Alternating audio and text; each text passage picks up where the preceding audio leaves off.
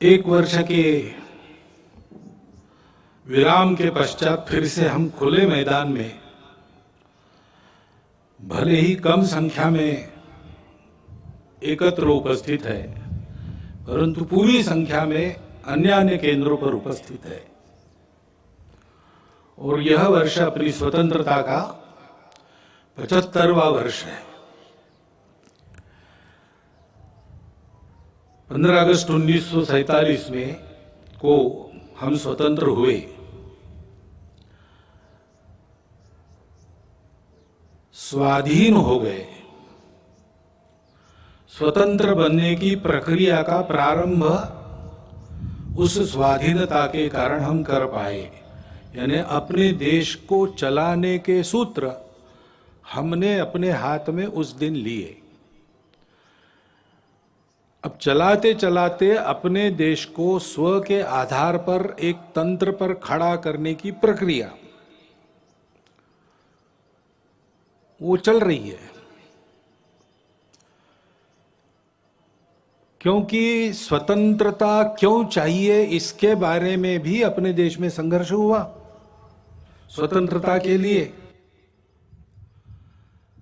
संपूर्ण भारत में समाज के सभी वर्गों से, देश के सभी क्षेत्रों से लोगों ने परिश्रम किए, संघर्ष किए, बलिदान दिए, त्याग और बलिदान के हिमालय खड़े किए। स्वतंत्रता और परतंत्रता इसके बारे में सबकी कल्पनाएं समान सी थी। यानी 1857 के पहले 1830 के दशक में दक्षिण भारत में वीर पांड्य कट्टेबोमन के नेतृत्व में जो हुआ संघर्ष ब्रिटिशों के साथ, उसकी घोषणा करते समय एक पढ़ा गया, उसको कुंडरा नाम के ग्राम में पढ़ा गया, इसलिए उसको कुंडरा डिक्लेरेशन कहते हैं। उसमें यह कहा गया कि ये जो विदेशी बाहर से आए हैं इनका रंग सफेद है, इसलिए पूजा में कपूर और भोजन में नमक महंगा हो जाएगा अगर हमने इनको यहां राज्य करने दिया तो। और बहुत बाद में महात्मा गांधी जी ने और एक सत्याग्रह की शुरुआत मुट्ठी भर नमक उठाते हुए की। कहते हैं कि उसके कारण अंग्रेजों के विशाल साम्राज्य की बुनियाद की मिट्टी खसकी। तो इस प्रकार कुछ समान से भाव सबके मन में थे, आपस में संपर्क नहीं था तो भी। और इसलिए ऐसी कई बातें समान सी पाई जाती है उस संघर्ष में। ऐसा एक संघर्ष हुआ और उसके फलस्वरूप हम 15 अगस्त को स्वतंत्र हुए। परंतु कालांतर में स्व की कल्पना ढीली पड़ी, अस्पष्ट हुई। उसके कारण स्वतंत्र होना है यानी क्या होना है, अपना स्व क्या है ये पता नहीं।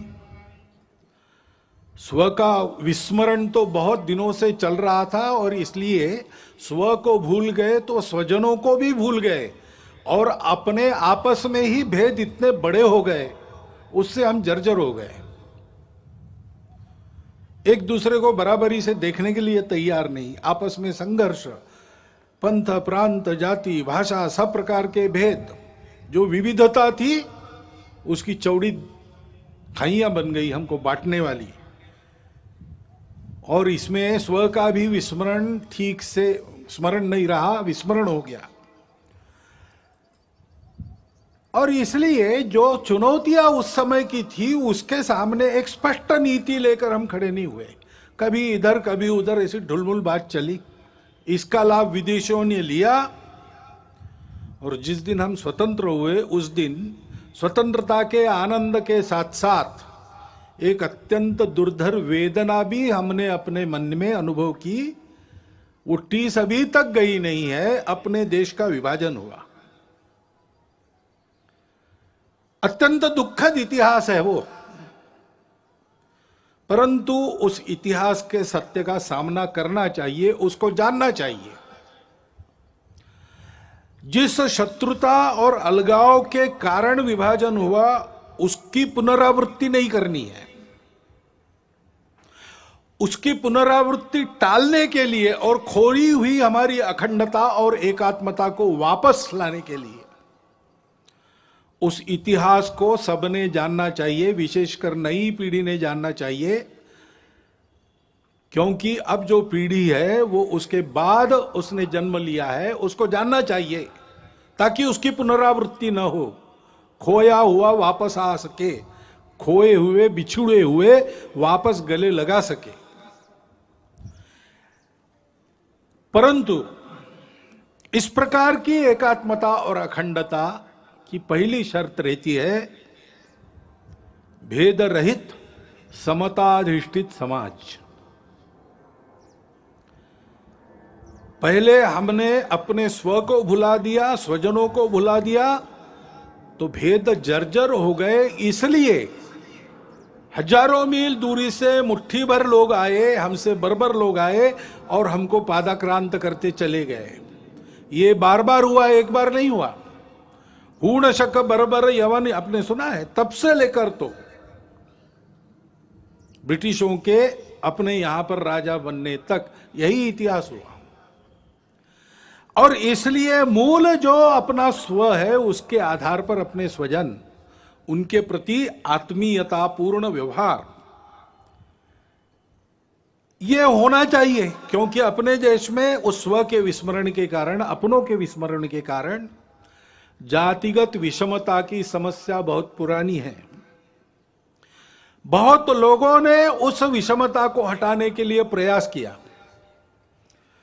विषमता मूलक जो व्यवस्थाएं थी उनको निकाल दिया, समताधिष्ठित व्यवस्था लाने का प्रयास किया। लेकिन व्यवस्था तो व्यवस्था है, वो एक ढांचा है। आखिर चलाने वाला उसका उपयोग क्या करता है उस पर निर्भर है। चलाने वाले के मन में अगर समता है तो व्यवस्था समता की पोषक होती है। व्यवस्था तो बदलेगी ही, विषमता मूलक व्यवस्था टिक नहीं सकती, अप्राकृतिक है और इसलिए वो जाएगी ही। ठीक से जाए इसको देखना, इतना ही काम रहता है। लेकिन व्यवस्था बदलने के साथ साथ या उसके पहले मन बदलना चाहिए। भेद की भावना मन में रहती है, मन से वचन कर्म और वाणी में प्रकट होती है, और विचार में प्रकट होती है, व्यवस्था में प्रकट होती है। और इसलिए उस व्यवस्था के साथ साथ इस मन को बदलने का प्रयास होना चाहिए। संघ के स्वयंसेवक सब प्रकार के प्रयास करते हैं। बुद्धि से वाणी निकलती है, विचार से आदमी बोलता है, तो उस विचार में समाज के भेद बढ़ाने वाली भाषा नहीं चाहिए, समाज को जोड़ने वाली भाषा चाहिए। उतार चढ़ाव आते रहते, उल्टे सीधे प्रसंग होते रहते हैं। हर प्रसंग पर भाष्य करते समय, लोगों को राह दिखाते समय उनको आपस में जुड़ने की, प्रेम को बढ़ाने की भाषा होनी चाहिए। संवाद सकारात्मक हो। इसलिए सामाजिक समरसता मंच के माध्यम से, गतिविधि के माध्यम से संघ के स्वयंसेवक ये काम कर रहे। व्यवस्थागत व्यवहार भी बदले, इसलिए मंदिर, पानी, स्मशान सबका एक हो, यहां से प्रारंभ हो, इसका प्रयास भी अनेक वर्षों से स्वयंसेवक कर रहे, धीरे धीरे आगे बढ़ रहे। सब प्रांतों में प्रयास चल रहा है। परंतु मन से जाने के लिए तो मिलना पड़ेगा, बातचीत होनी पड़ेगी, अनौपचारिक बातचीत होनी पड़ेगी। और इसलिए पर्व त्योहारों में आपस का मेलजोल, मिलजुल कर जयंतियां, पुण्यतिथियां, विशेष उत्सव, इनको करना। जैसे समाज मिलता जुलता है, वैसे परिवार भी समाज के विभिन्न वर्गों के आपस में मित्रता करे। आना जाना, उठना बैठना, पर्व त्योहारों पर एक दूसरे के घर जाना, परिवार सहित परिवार सहित घर पर बुलाना, इस प्रकार के अनौपचारिक पारिवारिक संबंध उत्पन्न हो, ये काम संघ की शाखाओं के माध्यम से और सामाजिक समरसता मंच नामक गतिविधि से संघ स्वयं सेवक कर रहे हैं, क्योंकि भेद रहित समताधिष्ठित समाज स्वातंत्र्य के टिकने की गारंटी है और राष्ट्र के एकात्मता का अधिष्ठान है। भारत की अखंडता और एकात्मता की ये जो श्रद्धा है, वो कोई नई बात नहीं है, भारत में चलती आई हुई बात है,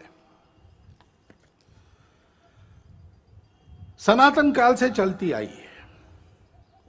उसके लिए लोग काम भी करते आए हैं। हमारे इतिहास में प्राचीन समय से लेकर अब तक बहुत उदाहरण है, बहुत पर्व ऐसे हैं जिससे बार बार इस एकात्मता का और अधिष्ठान मजबूत बनाया गया है।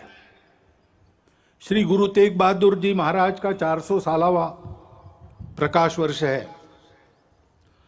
उनका बलिदान क्यों हुआ था? इसलिए हुआ था कि ये जो भारतवर्ष की चलती आई हुई एकात्मता की, प्रेम की, अखंडता की परंपरा है, उसका आधार तो यही है कि हम सब विविधताओं को स्वीकार करते, पूजा की भी विविधताओं को स्वीकार करते हैं। और उस समय देश में यह अत्याचार चल रहा था कि अपनी पूजा बदलो नहीं तो मरो।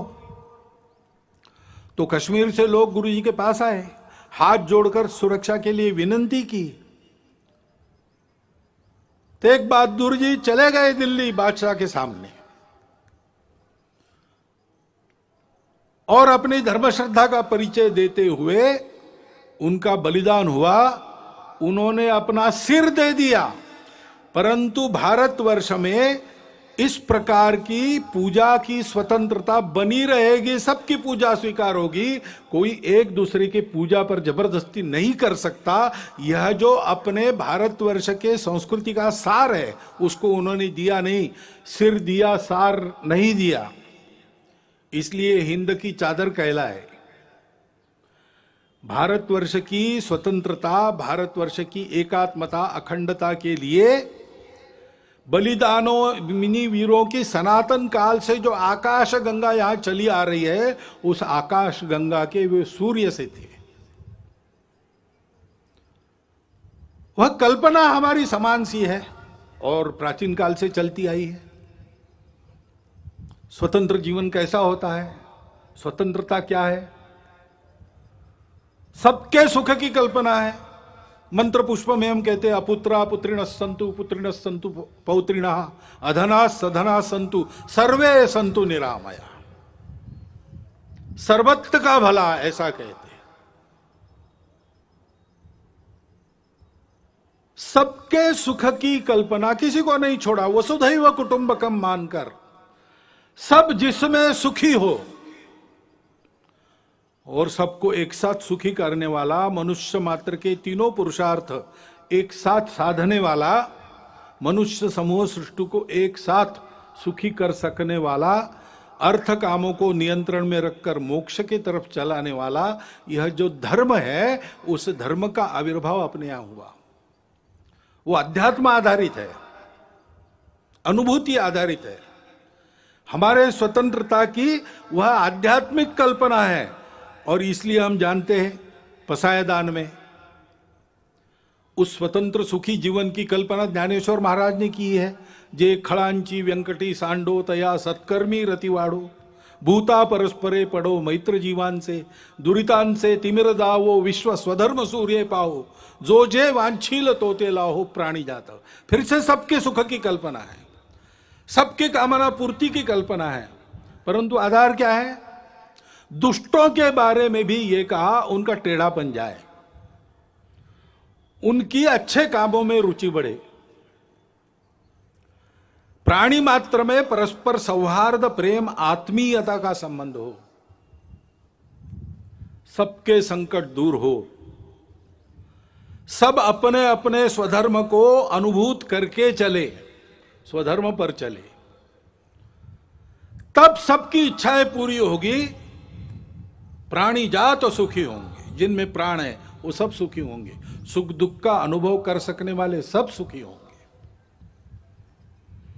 रविन्द्रनाथ टैगोर ने बाद में कहा, कोई अलग बात नहीं की, चित्त जथा भय शून्य उच्च जथा शिर।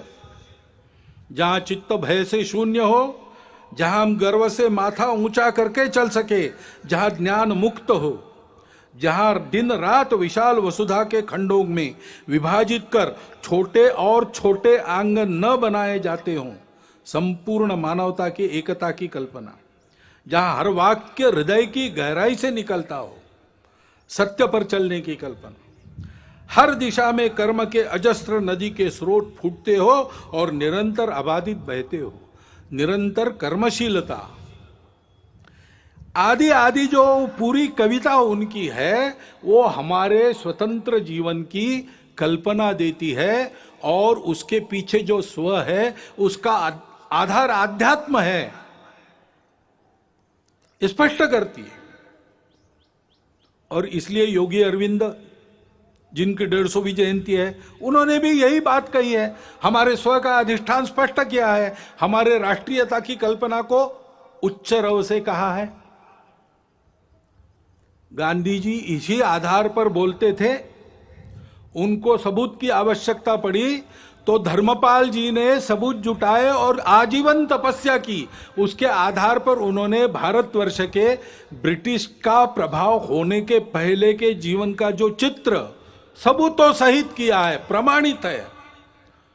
वो चित्र भी, उनकी भी शताब्दी है, जन्म शताब्दी, वो चित्र भी इसी बात की पुष्टि करता है। हमारी इस स्व की कल्पना का आधार अध्यात्म आधारित परस्पर व्यवहार था, संतुलित व्यवहार था, आत्मीय व्यवहार था।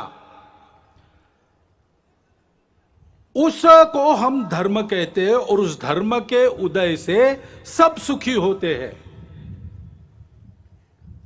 सावरकर जी ने कहा कि जब ऐसा हिंदू समाज खड़ा होगा संगठित, तो वो गीता की ही बात करेगा और अपने उद्देश्य को वसुधैव कुटुंबकम यही बताएगा, क्योंकि हम किसी को पराया मान ही नहीं सकते।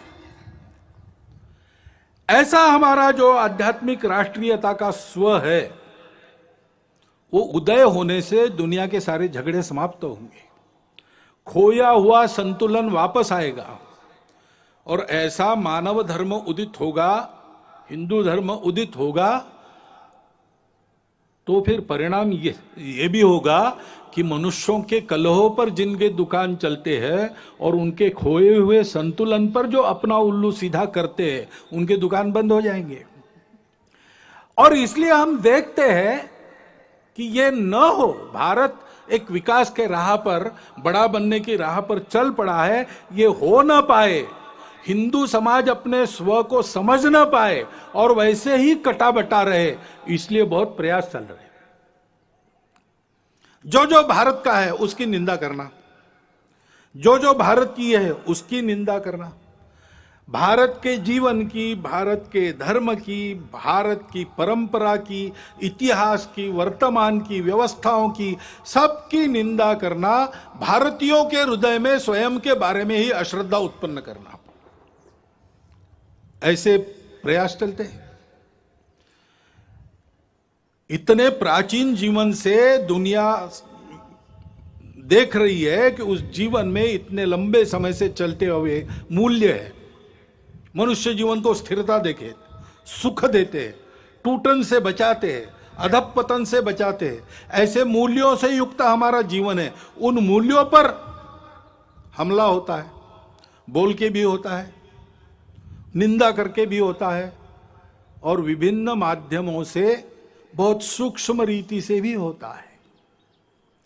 ऐसा स्थूल और सूक्ष्म एक सांस्कृतिक आक्रमण भी लगातार चल रहा है, इस भय से कि अगर ये सारी बातें भारत में ठीक हो गई तो हम नहीं चल पाएंगे।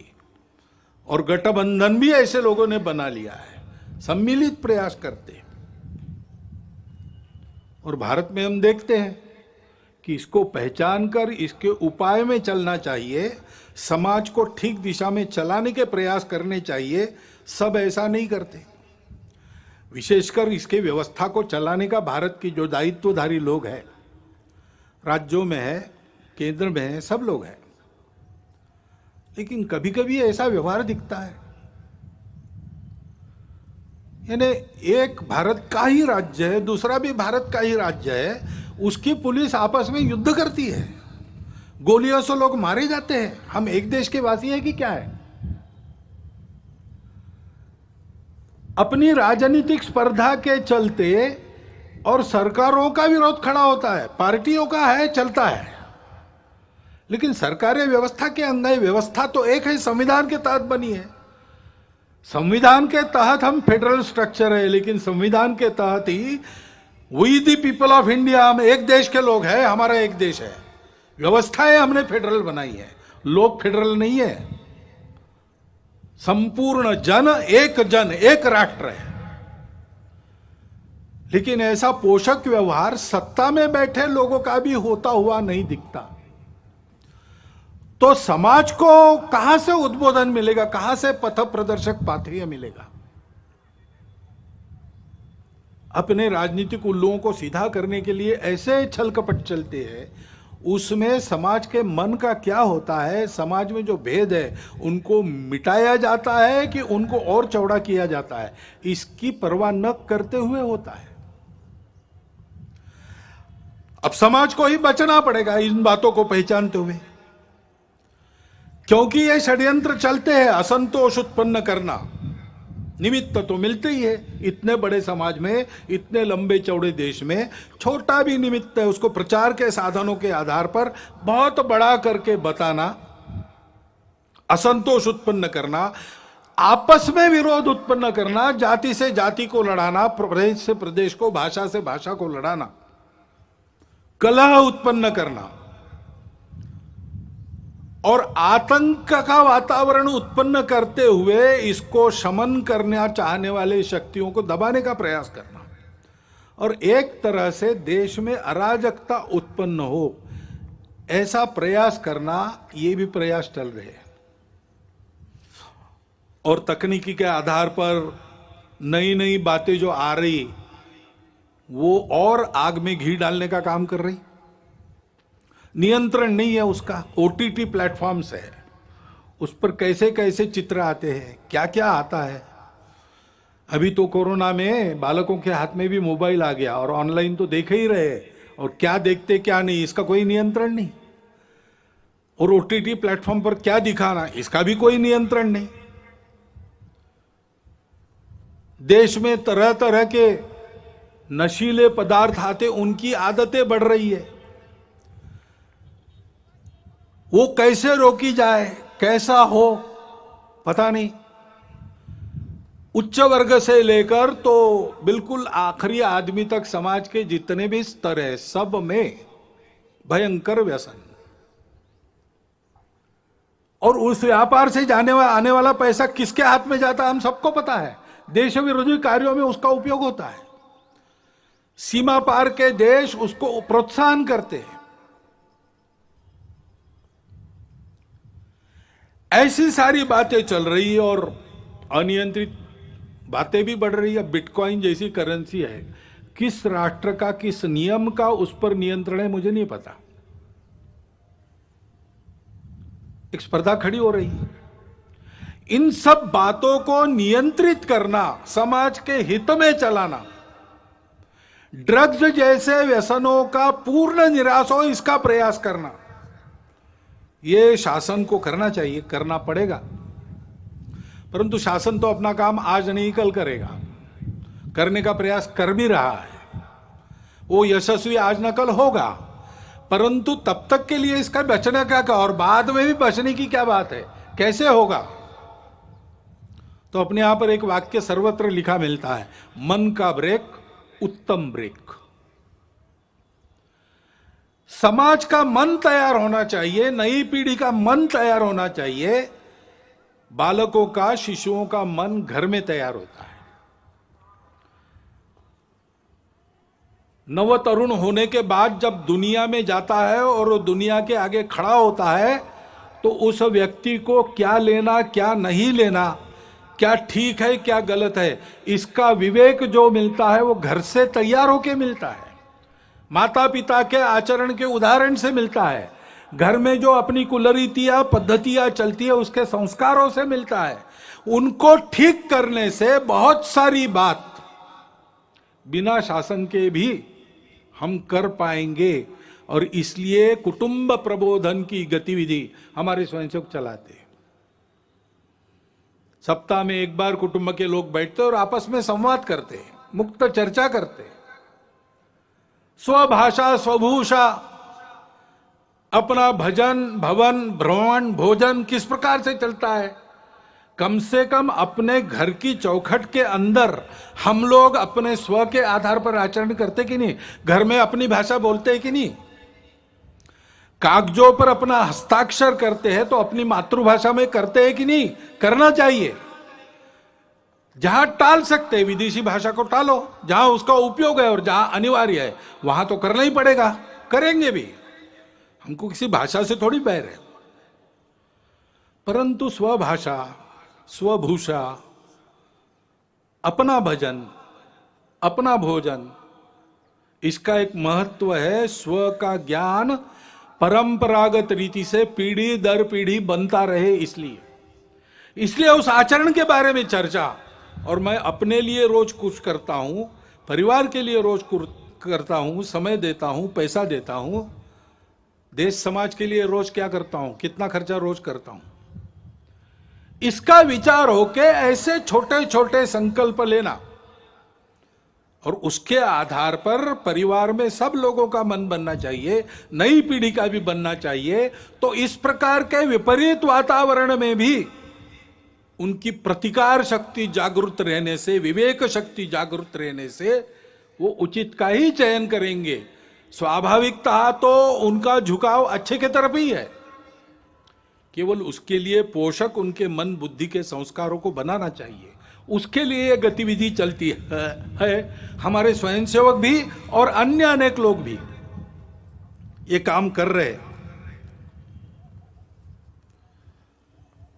अभी इस प्रकार के हमारे प्रयास चलेंगे।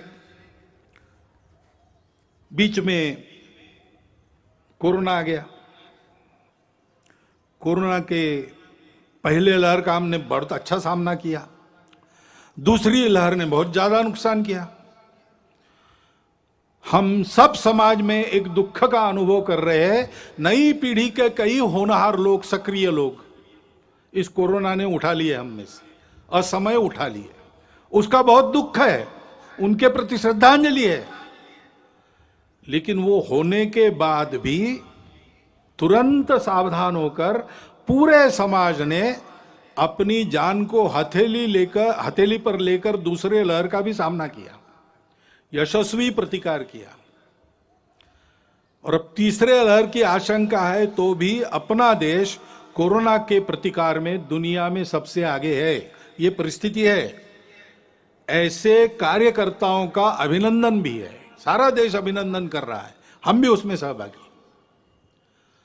तीसरे लहर की आशंका है, अब दिन ब दिन और मध्यम पड़ते जा रही है। लगता है कि नहीं आएगी, अथवा आएगी तो बिल्कुल परिणामकारक नहीं होगी। लेकिन किसी अनुमान पर निर्भर नहीं रहना चाहिए, तैयारी पूरी होनी चाहिए। गांव स्तर तक हर गांव में 5-7 कोरोना योद्धाओं की टोली तैयार रहे। इसलिए संघ ने देश भर में प्रशिक्षण का कार्यक्रम लगभग पूरा कर लिया है और उसके आधार पर इस कोरोना से लड़ाई होगी, ठीक से होगी। आएगा नहीं ऐसी आशा करते हैं, लेकिन आएगा तो क्या करना उसकी पूरी तैयारी है और हम इस कोरोना को मात देंगे। उसके नुकसान हुए हैं, 2 साल चला तो आर्थिक क्षेत्र में नुकसान हुआ है, बहुत नुकसान हुआ है, परंतु हमारा समाज उससे दबा नहीं है। आर्थिक क्षेत्र में भी उस नुकसान को पूरा करने का आत्मविश्वास दिखता है, लोग बोलते हैं। और किसी आर्थिक अर्थायाम के क्षेत्र में तो सब पूर्ववत हो गया और आगे बढ़ गया, ऐसा भी वृत्त आता है। स्व के बारे में अपने समाज की प्रवृत्ति निश्चित रूप से बढ़ी है। अभी राम मंदिर का धन संग्रह हमने किया गांव गांव जाके, तो वहां भी यही अनुभव आया। स्फूर्त रूप से समाज के सभी जाति वर्गों का, सभी भौगोलिक क्षेत्रों से उत्तम सहयोग मिला, और एक ही भावना के कारण कि कुछ हमारा हमने वापस लाया है, उसको खड़ा कर रहे हैं। सब लोग राम की पूजा करने वाले लोग नहीं थे, परंतु सबका योगदान है, सबका उत्साह है, और वो स्व प्रकट भी हो रहा है, वो उत्साह प्रकट भी, उस आत्मविश्वास का परिणाम भी दिख रहा है।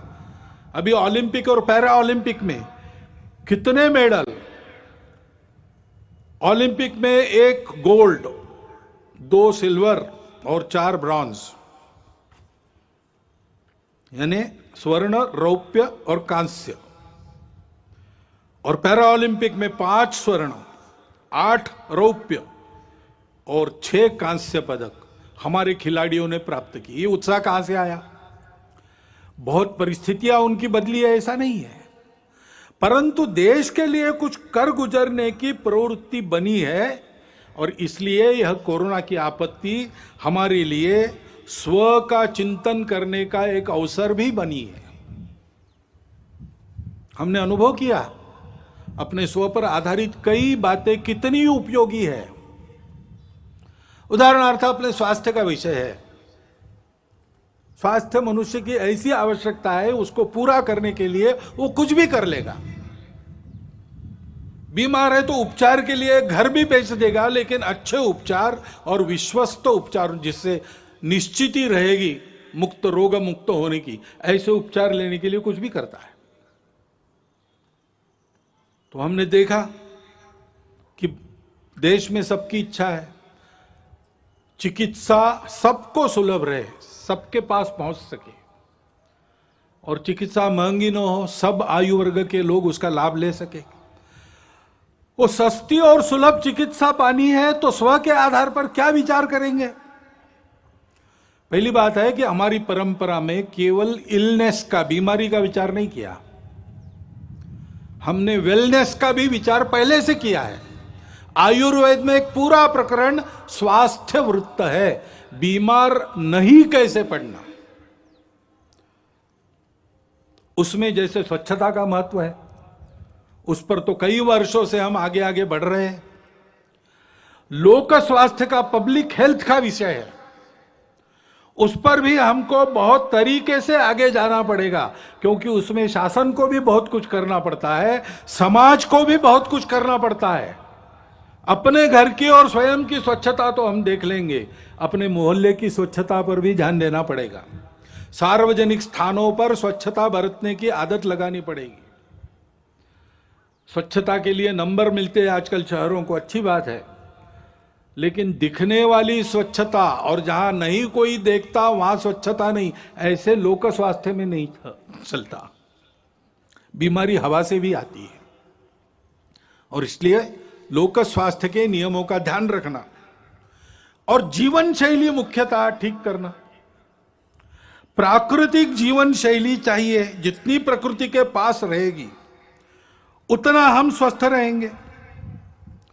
पर्यावरण के साथ मेल खाने वाली जीवन चाहिए। हम बेतहाशा रासायनिक खेती का प्रयोग करेंगे तो कैंसर तो बढ़ेगा ही। हम अगर हर जगह प्लास्टिक से प्रदूषण लाएंगे तो हम जिस सांस से हवा भरते हैं वो सांस अपनी विषैली हो जाएगी। और इसलिए हमारे यहां पानी का उपयोग ठीक से करना, नाप तोल कर करना। पानी सबके लिए आवश्यक है, लेकिन अगर हम पानी को अमर्यादित खर्चा करने लगे तो सबको पानी नहीं मिलेगा, और सब सुखी होंगे तभी हम सुखी होंगे, नहीं तो नहीं होंगे। प्लास्टिक का उपयोग कम से कम करना चाहिए, कम से कम, जिसको अंग्रेजी में सिंगल यूज प्लास्टिक कहते हैं, उसको तो आप जीवन से हटाने की बारी आ गई है। और जहां बनता है, घर से लेकर, आंगन से लेकर, मोहल्ले, गांव, जंगलों, खेतों तक हरियाली बढ़ाना, वृक्षारोपण करना, ये करने की आवश्यकता है। उसके लिए पर्यावरण गतिविधि चलाते हैं स्वयंसेवक, पर्यावरण के क्षेत्र में बहुत लोग काम करते हैं, जल संधारण से लेकर सारी बातों में। पर्यावरण गतिविधि प्रत्येक परिवार में पानी बचाना, प्लास्टिक हटाना और हरियाली बढ़ाना, इन तीन का छोटी छोटी बातों से लेकर सब में आचरण उत्पन्न हो, इसके लिए प्रयास करती है। क्योंकि ये ऐसी जो पर्यावरण की शैली है वो स्वास्थ्य को भी ठीक करती है और खर्चा भी बचाती है। कोरोना काल में जितने विवाह हुए कितने सस्ते में हुए। हमारे ध्यान में कई बातें आ गई कि हम जो खर्चा करते हैं वो कितना खर्चा फालतू होता है, इससे कम में हम जी सकते हैं। जो मिलता है उसमें अपने घर गृहस्थी को रोटी, कपड़ा, मकान, स्वास्थ्य, शिक्षा, अतिथि सत्कार, ऐसी न्यूनतम आवश्यकताओं को ठीक से पूर्ण कर सकते हैं। अब कोरोना जाएगा, जाने को है,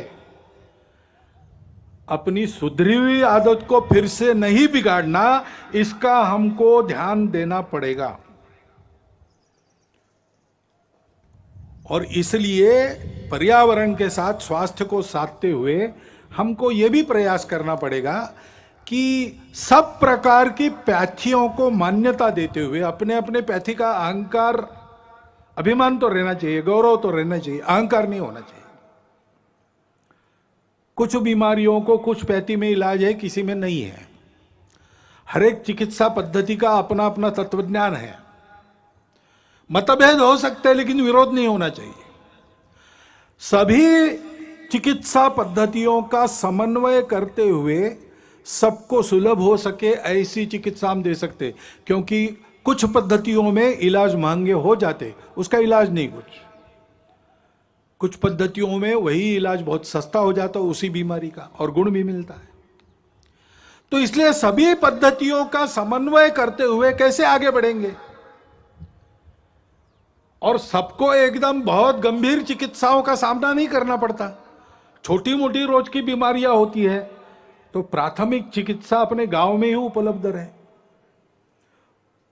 उसमें डॉक्टर वैद्य भी हो, और अंग्रेजी में कहते हैं बेयरफुट डॉक्टर्स, आरोग्य रक्षक, ऐसी भी कोई व्यवस्था बने। थोड़ी अधिक चिकित्सा करनी है तो जिला केंद्र पर सबके लिए उपलब्ध रहे, और बहुत उच्च स्तरीय, बहुत गंभीर चिकित्सा अगर आवश्यक है तो एक एक विभाग केंद्र पर, कमिश्नरी के केंद्र पर या बड़े कस्बों में उसकी व्यवस्था उपलब्ध रहे। इस प्रकार का एक तंत्र खड़ा करना पड़ेगा। ऐसा समग्र स्व के आधार पर सोचते हैं तो सबको सुलभ और सस्ती चिकित्सा का प्रबंध अपने देश में हो सकता है। वही बात आर्थिक मामलों की है। हम जानते हैं विश्व में जो प्रचलित अर्थव्यवस्था है उसके कारण कई समस्याएं भी खड़ी है, और समस्याओं का उत्तर उस व्यवस्था के पास नहीं है। सभी देशों में उसका पुनर्विचार चल रहा है।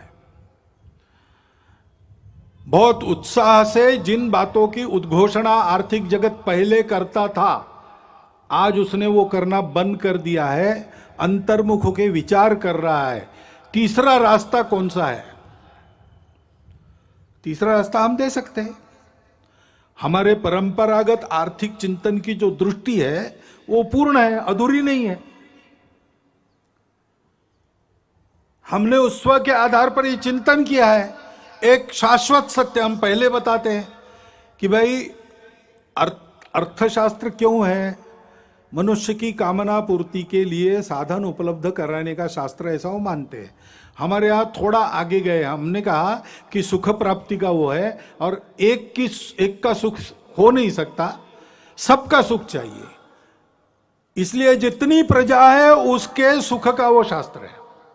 जिन्होंने जन्म लिया है वो सब सुख को प्राप्त हो तो सभी सुखी होंगे। और ये सुख कहां मिलता है? सुख बाहर नहीं है, सुख अंदर है। और इसलिए अंदर के सुख को प्राप्त करेंगे तो बाहर की वस्तुओं से हम पर्याप्त सुख ले सकते हैं, अपने अंदर ही है वो, लेकिन उसके लिए बाहर की वस्तुएं पर्याप्त हो सकती है। नहीं तो सिद्धांत, तो प्रचलित सिद्धांत कहता है means are limited, ends are endless. हमारे यहाँ इस सत्य को मान्य करके कहा है कि ऐसी अवस्था में अगर उपभोग करना है तो संयम आवश्यक है, क्योंकि सुख उसमें नहीं है, वस्तु में, सुख हमारे अंदर है। तो बांटकर खाओ, उस सुख के पीछे बहते मत जाओ, सुख पर तुम्हारा नियंत्रण चाहिए।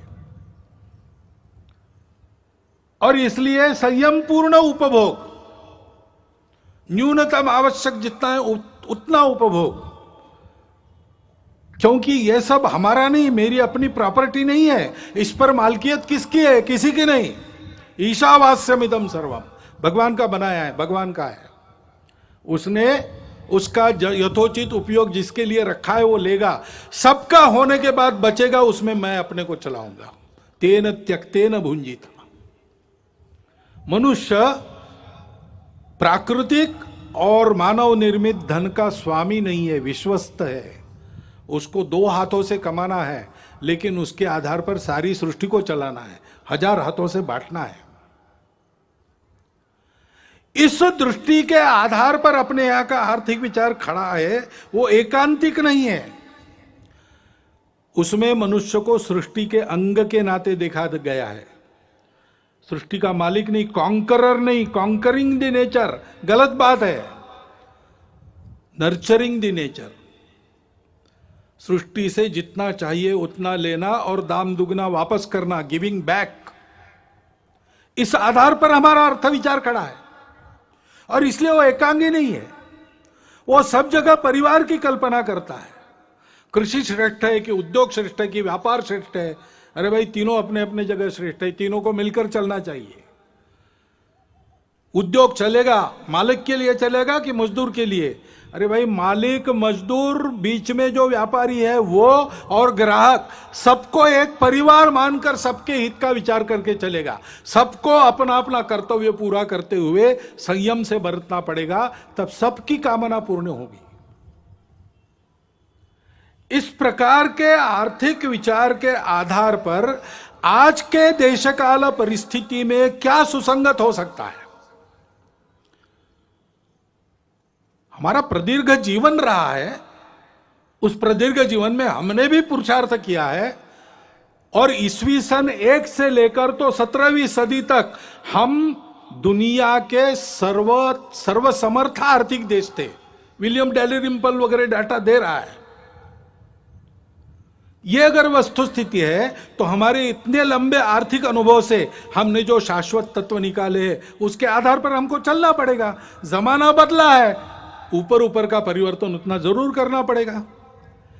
विश्व भी अब 2-4 हजार साल चला है अर्थ पुरुषार्थ में, उसका भी कुछ अनुभव है, वहां से भी जो उपयुक्त है वो लेना पड़ेगा। स्वदेशी को काल सुसंगत बनाना और विदेशी को देश सुसंगत बनाना, इसके आधार पर अपने स्व पर आधारित एक नया आर्थिक प्रतिमान संपूर्ण दुनिया को देना, ये दुनिया की अभी आवश्यकता है। और हम स्वातंत्र्य में हमारे स्व के प्रगटीकरण का एक स्वाभाविक आविष्कार है, इसकी चिंता हमको करनी पड़ेगी। और ये बात जब सोचते हैं तो एक सब लोग आजकल कहते हैं, पहले इतना नहीं कहते थे, आजकल कहते हैं, वो कहते हैं ये जनसंख्या क्या क्या करेंगे, बढ़ती जा रही है। तो जनसंख्या नीति तो होनी चाहिए। अपने यहां विचार हुआ है, एक परिवार में 2.1 ऐसा कहा है ना, 2 बालक रहे, ऐसा विद्वानों ने मिलकर निश्चित किया, सरकार ने उसको स्वीकार किया, ये सब हुआ है। लेकिन हमको लगता है कि एक बार फिर विचार कर लेना चाहिए, क्योंकि 2 बातें, सारी बातों का विचार करना। अभी हमारे देश में, हमारा युवाओं का देश है, 56-57% युवा है। 30 साल के बाद ये सब बूढ़े बनेंगे, उनको खिलाने के लिए भी हाथ लगेंगे। कितने हाथ लगेंगे? कितने लोगों को खिला सकेंगे? और उस समय जितने लोगों को खिलाना है उसके लिए काम करने वाले कितने लगेंगे? दोनों बातों का विचार करना पड़ेगा। इतना हम बढ़ेंगे तो पर्यावरण कितना झेल सकता है? हमारी माताएं उस दृष्टि से कितनी सक्षम है?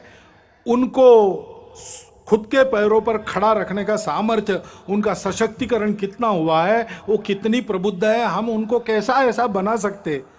एक 50 साल आगे तक का विचार करके एक नीति बनानी चाहिए और उस नीति को सब पर समान रूप से लागू करना चाहिए। क्योंकि जैसे जनसंख्या एक समस्या बन सकती है, वैसे जनसंख्या का असंतुलन भी समस्या बनती है, बन रही है देश में, दुनिया में हम देख रहे हैं, सब लोग बोल रहे हैं। इसमें किसी के प्रति बुरा भाव नहीं रहता है। अरे इसलिए हमने एक 2015 में ही प्रस्ताव पास किया इसके बारे में। उस प्रस्ताव को मैं पढ़ के बताता हूं। जनसंख्या वृद्धि दर में असंतुलन की चुनौती। देश में जनसंख्या नियंत्रण हेतु किए गए विविध उपायों से पिछले दशक में जनसंख्या वृद्धि दर में पर्याप्त कमी आई है, लेकिन इस संबंध में अखिल भारतीय कार्यकारी मंडल का मानना है कि 2011 की जनगणना के पांथिक आधार पर किए गए विश्लेषण से विविध संप्रदायों की जनसंख्या के अनुपात में जो परिवर्तन सामने आया है, उसे देखते हुए जनसंख्या नीति पर पुनर्विचार की आवश्यकता प्रतीत होती है। विविध संप्रदायों के प्रति जनसंख्या वृद्धि दर में भारी अंतर, अनवरत विदेशी घुसपैठ व मतांतरण के कारण देश की समग्र जनसंख्या, विशेषकर सीमावर्ती क्षेत्रों की जनसंख्या के अनुपात में बढ़ रहा असंतुलन देश की एकता, अखंडता, सांस्कृतिक पहचान के लिए गंभीर संकट का कारण बन सकता है। विश्व में भारत उन अग्रणी देशों में था जिसने 1952 से ही जनसंख्या नियंत्रण के उपायों की घोषणा की थी, परंतु सन 2000 में जाकर ही वह एक समग्र जनसंख्या नीति का निर्माण और जनसंख्या आयोग का गठन कर सका। इस नीति का उद्देश्य सकल प्रजनन दर की आदर्श स्थिति को 2045 तक प्राप्त कर स्थिर व स्वस्थ जनसंख्या के लक्ष्य को प्राप्त करना था। ऐसी अपेक्षा थी कि अपने राष्ट्रीय संसाधनों और भविष्य की आवश्यकताओं को ध्यान में रखते हुए प्रजनन दर का यह लक्ष्य समाज के सभी वर्गों पर समान रूप से लागू होगा। परंतु 2005-6 का राष्ट्रीय प्रजनन एवं सार्थ सर्वेक्षण सन 2011 की गणना के 0 से 6 आयु वर्ग, 0 से 6 आयु वर्ग के पांथिक आधार पर प्राप्त आंकड़ों से असमान सकल प्रजनन दर एवं बाल जनसंख्या अनुपात का संकेत मिलता है। यह हमारा प्रस्ताव है, तो इसलिए सुझाव हमारे ऐसे और भी लिखा है, पूरा नहीं पढ़ता हूं, लिखित भाषण में उपलब्ध है। देश में उपलब्ध संसाधनों, भविष्य की आवश्यकताओं एवं जनसांख्यिकीय असंतुलन की समस्या को ध्यान में रखते हुए देश की जनसंख्या नीति का पुनर्निर्धारण कर उसे सब पर समान रूप से लागू किया जाए। सीमा पार से हो गई अवैध घुसपैठ पर पूर्ण रूप से अंकुश लगाया जाए। राष्ट्रीय नागरिक पत्रिका का निर्माण कर इन घुसपैठियों को नागरिकता के अधिकारों से तथा भूमिकरित के अधिकार से वंचित किया जाए। जो अनधिकृत प्रवेशकारी लोग हैं, वो हमारे देश में बसने वाले, सदियों से बसने वाले, पीढ़ी दर पीढ़ी बसने वाले नागरिक बने हुए, किसी के प्रति ये बात नहीं है। और देशवासियों का ये आह्वान है कि जनसंख्या में असंतुलन उत्पन्न कर रहे सभी कारणों की पहचान करते हुए जन जागरण द्वारा देश को जनसांख्यिकीय असंतुलन से बचाने की सभी विधि सम्मत प्रयास करें। कैरो में एक परिषद हुई थी राष्ट्रों की, उसमें सबके साथ अपने देश का जो अधिकृत संकल्प है, डॉक्टर मनमोहन सिंह उस समय प्रधानमंत्री थे, उस संकल्प के बाहर इसमें कुछ भी नहीं है, सब उसके मर्यादा के अंदर है। क्योंकि कुछ ऐसी परिस्थितियां आती है, अभी जैसे एक अचानक आ गया, वायव्य सीमा के पार तालिबान खड़ा हो गया। अब तालिबान का पूर्व चरित्र क्या है हम सब जानते हैं, और उसकी जो बातें हो रही है वो दो प्रकार की हो रही है।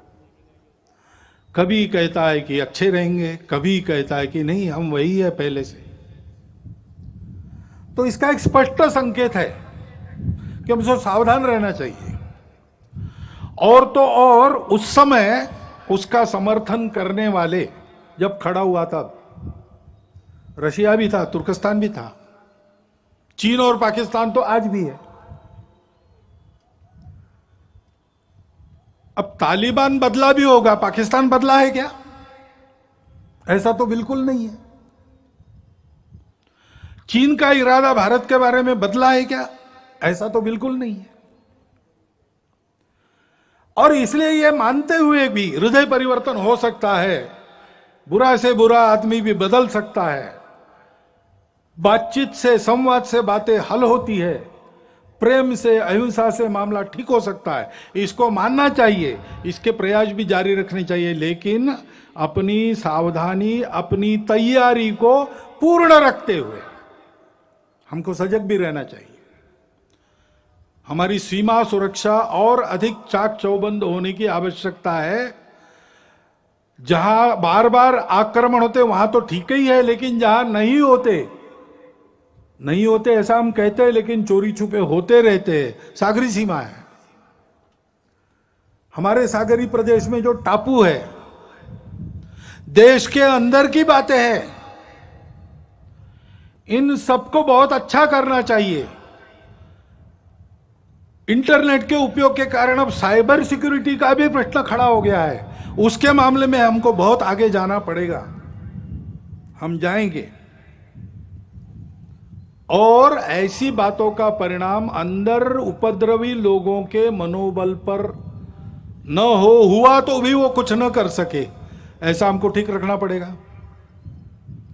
अभी अभी जम्मू कश्मीर में होकर आया, वहां सामान्य जनता को 370 हटने के अच्छे लाभ मिल रहे हैं,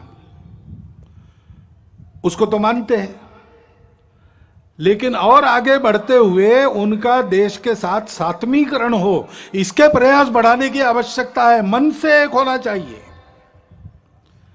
भारत से किसी भी भारतीय के रिश्ता लेन देन का नहीं है।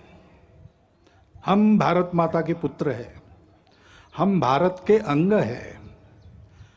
कश्मीर की जनता को, उसके मन में उस भावना को हमको विकसित करना पड़ेगा। इस दृष्टि से शासन के, समाज के, दोनों के प्रयास चल रहे हैं और बढ़ने चाहिए, उसमें गति आनी चाहिए। ये अगर हम करते हैं तो फिर आतंकवादियों की गतिविधियों का भी बंदोबस्त करना पड़ेगा। अभी 370 हटने के बाद उनके प्रति जो डर था वो भाग गया। अब वो डर से ही काम लेते थे, तो उस डर को वापस लाना उनके लिए आवश्यक है। इसलिए चुन चुन कर जैसे पहले करते थे, मनोबल गिराने के लिए टारगेटेड वायलेंस, लक्षित हिंसा वो कर रहे हैं। उद्देश्य कई है उनका कि अपने डर को फिर से स्थापित करना, और समाज वहां संघर्ष कर रहा है। वो कह रहा है कि एक बार डरे डरे अब नहीं डरेंगे, आप डर को वापस नहीं ला सकते। लेकिन शासन को भी बड़ी चुस्ती से इसका बंदोबस्त करना पड़ेगा, तब इस संघर्ष को हम ले लेंगे, जीत लेंगे। हिंदू समाज को यह सब करना पड़ेगा। और हिंदू समाज के अपने भी कुछ प्रश्न हैं, जैसे मंदिरों का प्रश्न है।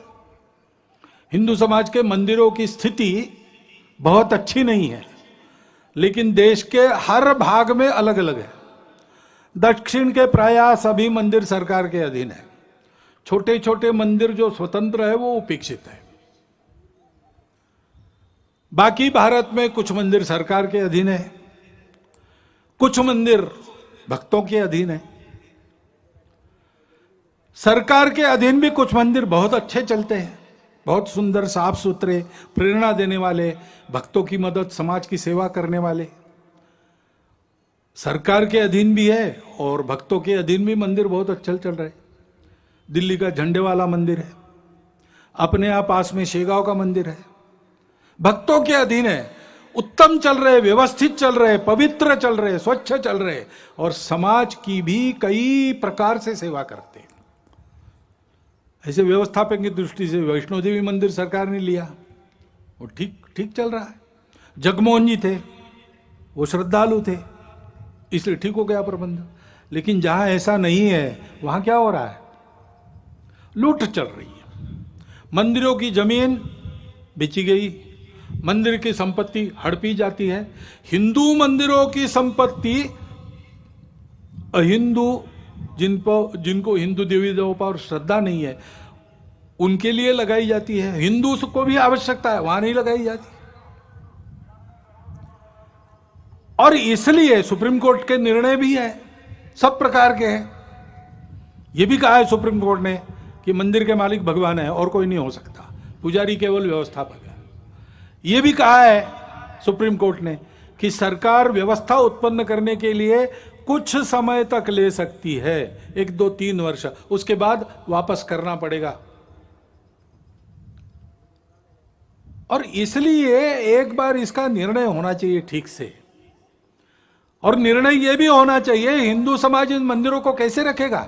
हिंदू समाज की क्या व्यवस्था है अपने मंदिरों को जैसे वो पहले समाज के जीवन के केंद्र हुआ करते थे वैसे चलाने का।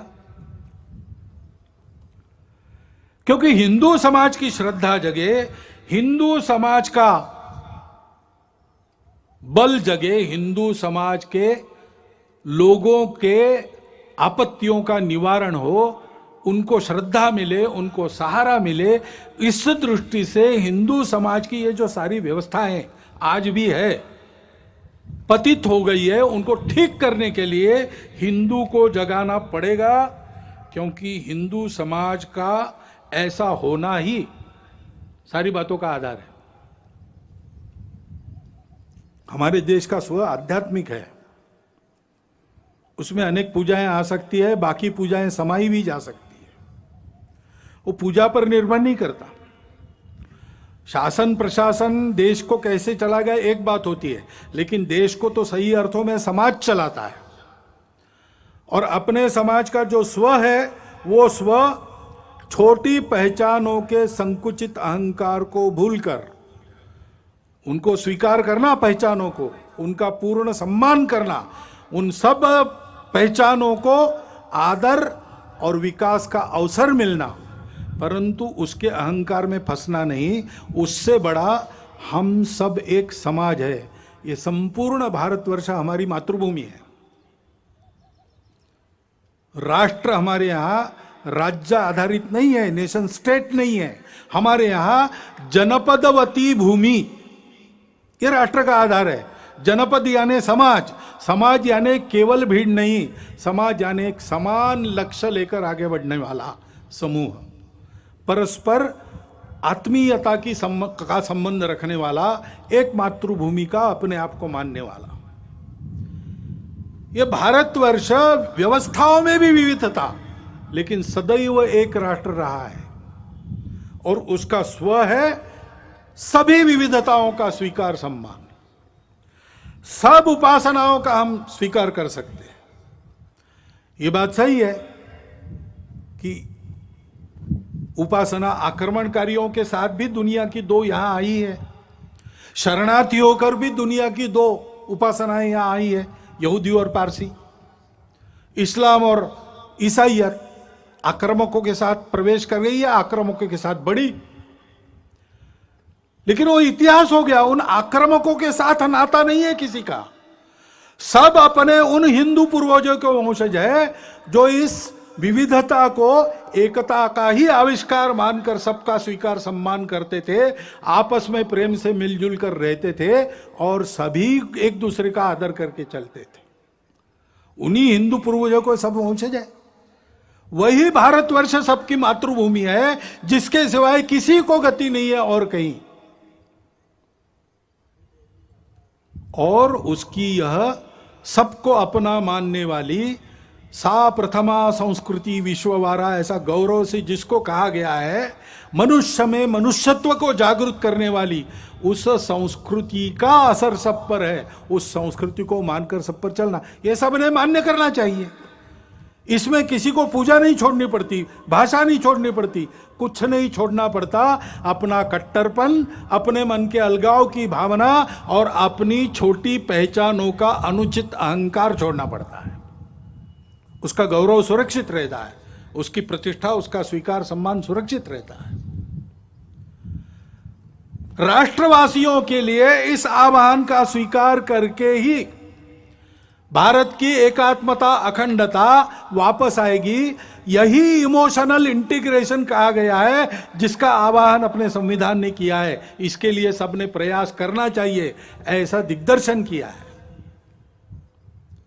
और यह सारा तब समझेंगे लोग जब हिंदू समाज ऐसा होकर दिखेगा। हम अपने छोटे छोटे अहंकार भूलकर सबको अपनाने की नियत रखें। हमारी संस्कृति तो सबको अपनाती है।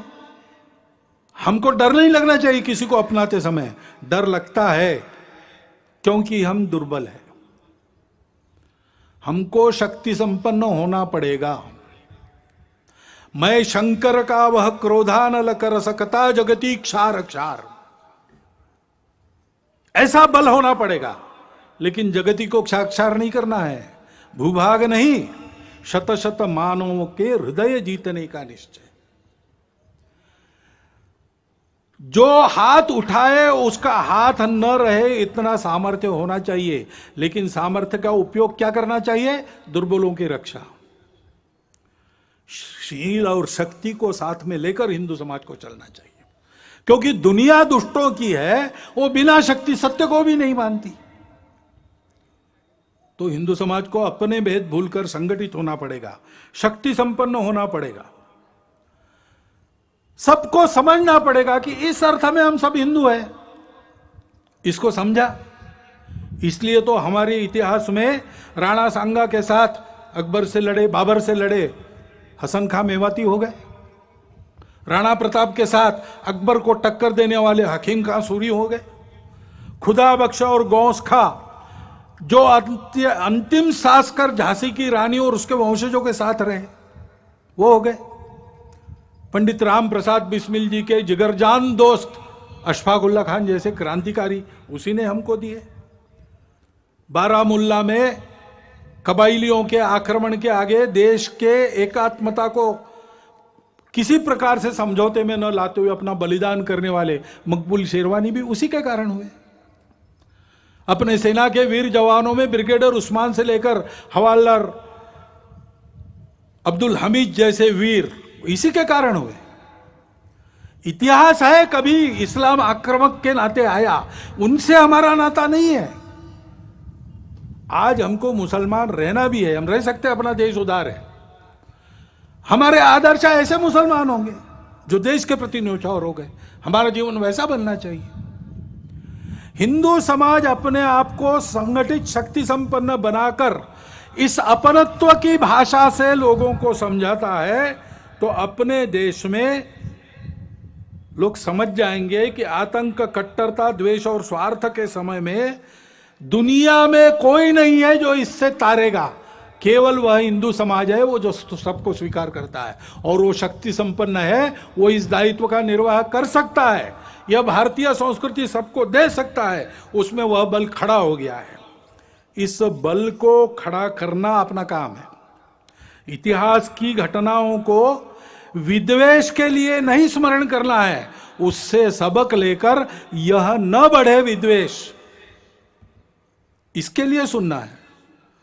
जन्मेजय ने व्यास जी को सर्प यज्ञ उसका जब खंडित हुआ तब यही कहा कि हमने सुना कि हमारे जो पूर्वज थे कौरव और पांडव, उनमें बड़ा भयंकर संहारकारी युद्ध हुआ। ये कैसे हुआ? ये आपस में शत्रुता क्यों बढ़ी? दोनों तो भाई भाई थे और दोनों तरफ अच्छे अच्छे लोग थे, कर्तृत्व संपन्न लोग थे। कौन सी ऐसी खटास थी जो दूर नहीं हो सकी? क्या किसी ने उस बैर को शमन करने का प्रयास नहीं किया? ये महाभारत क्यों हुआ बताइए। तब व्यास जी ने महाभारत की कहानी बताई, कलह बनाने के लिए नहीं, कलह मिटाने के लिए बताई। भारत के साथ संपूर्ण मानवता की परस्पर आत्मीयता सदा के लिए अभिन्न रूप से जुड़ी है। उस भारत को, उस परंपरा को, संस्कृति को, समाज को सर्वांग सुंदर रूप से सबल होकर खड़ा होना पड़ेगा। हम सबको हिंदू के नाते व्यक्तिगत स्तर पर बल, साहस, तितिक्षा, धैर्य, ओज, शारीरिक, मानसिक, बौद्धिक, तीनों प्रकार का इसकी साधना करनी होगी। समाज के नाते सारी बातों का उपाय करने के लिए सामूहिक कार्य करने का अभ्यास करना होगा। सामूहिकता से चलने की स्वभाव में आदत डालनी पड़ेगी। यह बल किसी की विरोध और प्रतिक्रिया में नहीं है। हमारी फूट के चलते हमको तोड़कर अपने स्वार्थ के उल्लू सीधा करने के लिए सब लोग ताक पर है। इसको समझते हुए, और ये हमारा स्वभाव होना चाहिए हिंदू के नाते, संगठित रहना, बल संपन्न रहना, संपूर्ण मानवता के लिए अपने बल का उपयोग करना। ये कर्तव्य निर्वाह करने के लिए ऐसे हिंदू समाज को खड़ा होना पड़ेगा, क्योंकि जागरूक, संगठित, बल संपन्न और सक्रिय हिंदू समाज ही सब समस्याओं का समाधान है। यही काम तो हम करते हैं। भारत के ओर से भारत की जो प्रगति है उससे विकास की अपेक्षा भारतीयों की जैसी भारत से है, वैसे संपूर्ण विश्व की अपेक्षा है एक नई राह दिखाने की। उसके लिए भारत को तैयार करना, अपनी विविधता को अपनी एकता का श्रृंगार बनाकर बल के साथ सब प्रकार के जीवन का उत्तम उदाहरण बनकर दुनिया में खड़ा, संपूर्ण देश को प्रेम से पुकारता ललकारता हुआ अपनी छत्र छाया में अधिक अच्छे मनुष्य बनकर सृष्टि के साथ कल्याण की राह पर अग्रसर करने वाला विश्व गुरु भारत हमको खड़ा करना है। संघ के स्वयंसेवकों की अपेक्षा इसके लिए है, और आप सब समाज के लोगों का योगदान भी उसमें संघ चाहता है। इस यज्ञ में आपकी भी सबकी संविदा पड़े, सारा समाज इसके लिए अग्रसर हो तो भारत का भाग्य बदल जाएगा। वो भाग्य बदलना है, वो भारत की आवश्यकता है, वो समय की, विश्व की आवश्यकता है। और इसलिए भ्रांति जनमन की हटाते, क्रांति का संगीत गाते, एक के दशलक्ष होकर कोटियों को है बुलाते, इस पद्धति से हमको आगे बढ़ना है।